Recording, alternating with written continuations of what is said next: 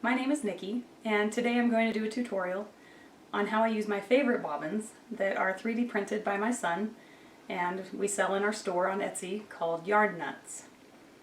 We sell them in 3 different sizes, so depending on the size of your project you may want a different size bobbin. Currently I'm working on a Harry Potter graph gan, so each square is 25 by 25.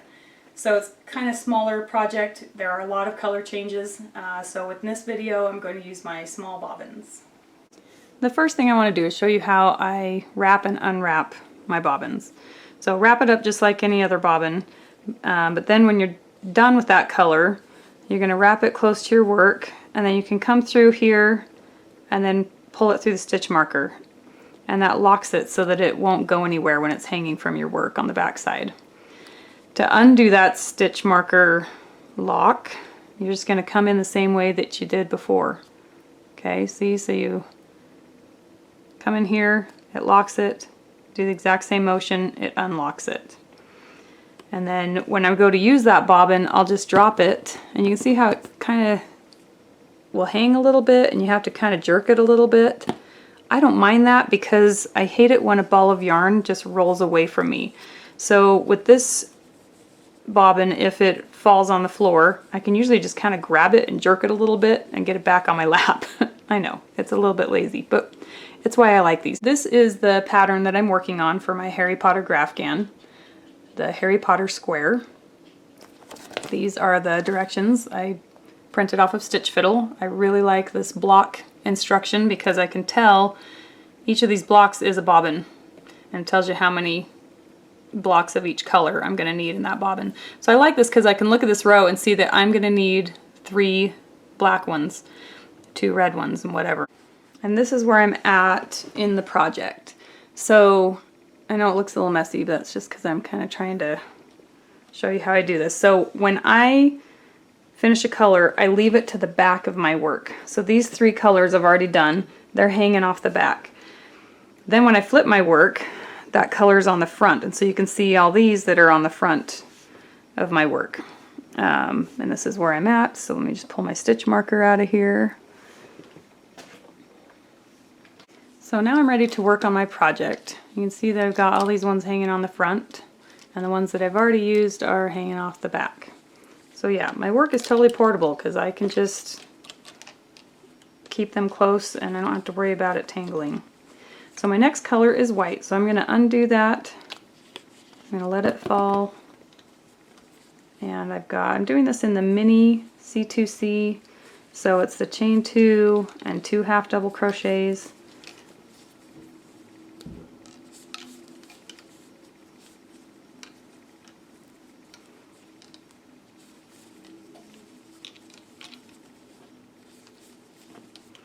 Alright, so now I'm done with this white. I just go ahead and wrap it up,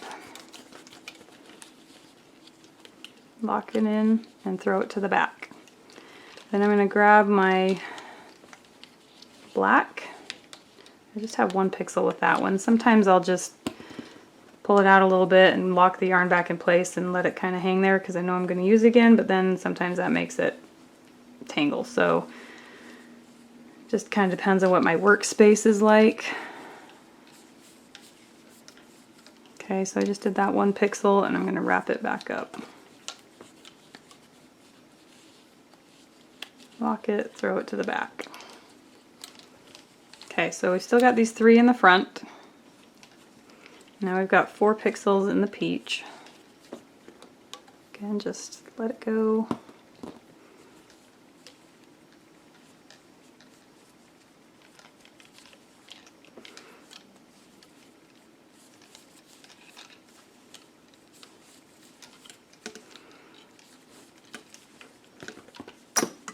Oh, you probably just heard my yarn hit the floor because I'm leaning over my ottoman instead of just sitting in my lap, which is where it normally would land. But again, like I said with these, it hit the floor and I keep crocheting and it just kind of works its way up and it's just kind of hanging. And it's nice, I can just pull it right back. I don't have to go chasing it off my chair. Alright, 4.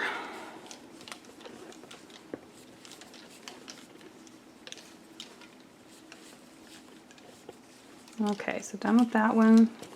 Good.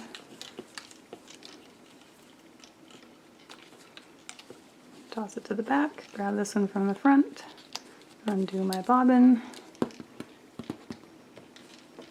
Got 2 stitches of this color. So yeah, I mean, you are unwinding and winding a fair amount, at least when you've got a lot of color changes like this. And so while that can seem like kind of a hassle, it's still better than having a bunch of tangles in my opinion. Let's see, 2 of these. And when they're falling in my lap, they're not falling as far either.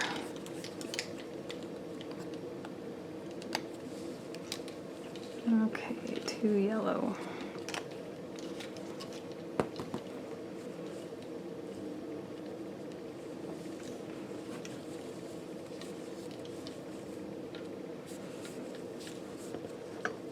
So by having just one active bobbin at a time, it's only one that I have to worry about tangling with anything, because when it is hanging there, it can tangle with some of the ones that are hanging, but it's not that bad.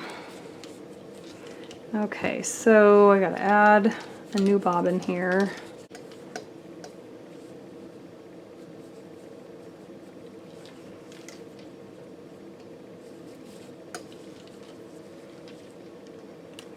Longer tail there.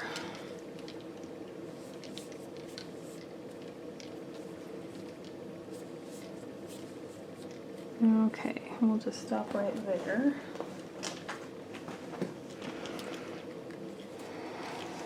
Okay, wrap that one back up. Okay, so if we just kind of look at this now, I've completed this row on my front side of my work. All my bobbins now are on the back, and as I flip it over, I'm ready to go down this side again. They're back on the front, and I can just grab them as I go.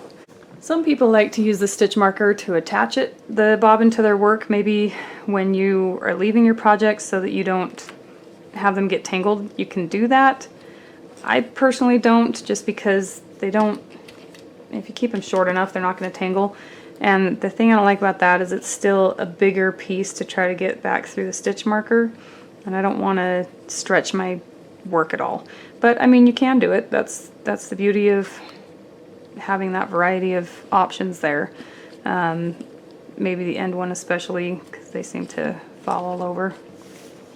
So you could do that, and maybe for a bigger piece of work that would be worth it. But do what works for you. Hope you enjoy these bobbins. I've really, like I said, I've tried multiple things. I did clothespins for a long time. Clothespins I like because, again, just like with these, you can lock that yarn in the front of the clothespin. I never clipped my clothespins to my work.